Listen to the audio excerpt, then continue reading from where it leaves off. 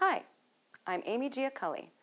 In this final course of the Career Brand Management Specialization, we'll explore strategic self-marketing and personal branding.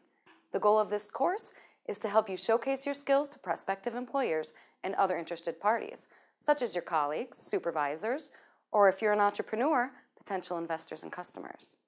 To accomplish this goal, we'll need to closely examine the concepts of career brand and branding. As you may recall from the previous course, a person's career brand is not how the person sees himself or herself. A career brand is a perception of the person's skills and capabilities in the minds of other people, most notably employers and colleagues. We can also call it a professional reputation or professional image. Traditionally, personal branding was reserved for celebrities, such as royalties, politicians, athletes, and artists. But with the arrival of the internet and social media, almost everyone has obtained a digital identity and can now use branding tools and techniques for self-promotion. In this course, we'll focus on career branding. To begin, let's think about how career branding actually works. Like any other brand, a career brand is meant to create in the customer's mind a point of differentiation with other brands or unbranded products. A career brand works as an inner voice telling the employer, choose that person, and this is the one I really want to get on board. Career developers can actively form their brands by creating and promoting their digital identities to prospective employers. But the problem is that all job candidates may be sending the same kind of signals to employers. To understand how the receiver's mind processes those signals, let's think about how employers actually make hiring decisions. Interestingly, the way employers handle selection seems not to be very different from what consumers do when buying a complex product or service. Initially, they both scan either applications or available offerings looking for desired characteristics or skills. As a result, they select a group of comparable offerings or job applicants that best fit the requirements. The model of skill-based selection that we examined in Course 1 describes this process very well.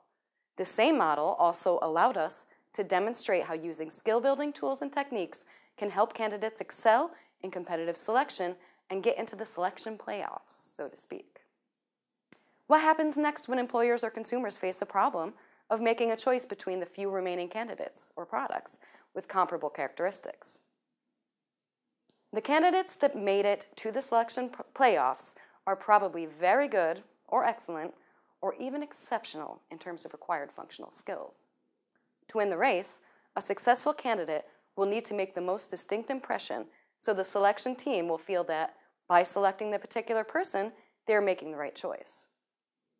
This is where we need to switch from the functional to the emotional side of career branding. On the emotional side, career branding is all about building a powerful professional image for promoting oneself in the crowded marketplace.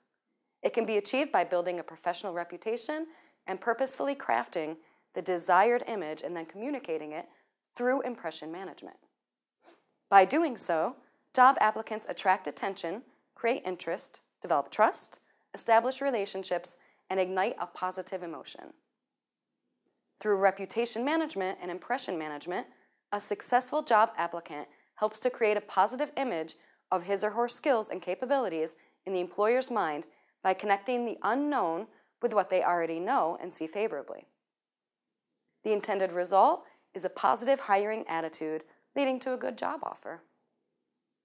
Because this is similar to what companies do when they promote their products or services to prospective buyers and want them to become loyal and devoted followers, let's look closely at how companies actually do it and figure out what we can learn from that and use for career branding.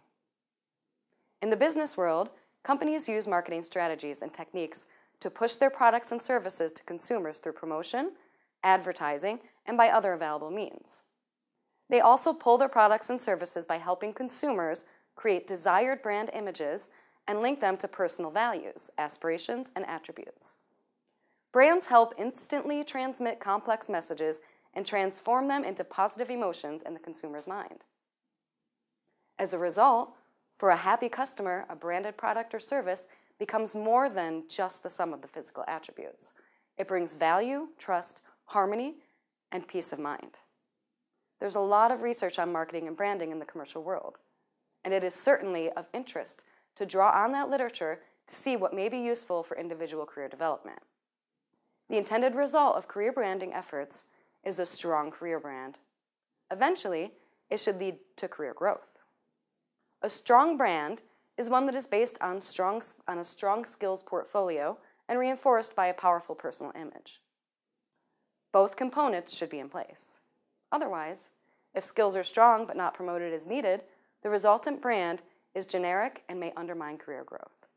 On the other hand, if a personal image is being heavily promoted but not rooted in real skills, that brand is going to be inflated, unstable, and may quickly vanish. In this course, we'll focus on building a powerful personal image and answer the following questions. What can we learn from business strategy about marketing and brands? How can we develop a sound self-marketing strategy? How does personal branding work? How can we use impression management? There are 4 weeks in this course. In week 1, we'll examine career brand management as a skill that any career developer should master. In week 2, we'll focus on self-marketing strategies and tactics. Basically, this is about what you can take from business strategy and implement in a career self-development context. Week 3 is dedicated to personal branding. This is where we'll try to get into the employer's mind and see how you can proactively manage your image. Finally, we'll review the entire specialization in week 4. During the course, we'll continue working in the Career Development Lab, and we'll be relying on the self-coaching tools introduced in previous courses, such as the Skill Building Dashboard, the T-Portfolio, the Self-Assessment Grid. We'll also introduce new tools, such as the Showcaser and the Brand Equity Builder. But before we do it, we'll need you to think about your desired professional image and the brand promise that you're going to deliver to the prospective employer. Previously, we talked about your future work self in terms of desired competencies and skills. Now it is time to think about how to package and showcase your skills and make sure that the employers, colleagues, supervisors, investors, and all other interested parties get the message and act on it. Are you ready? Let's get started.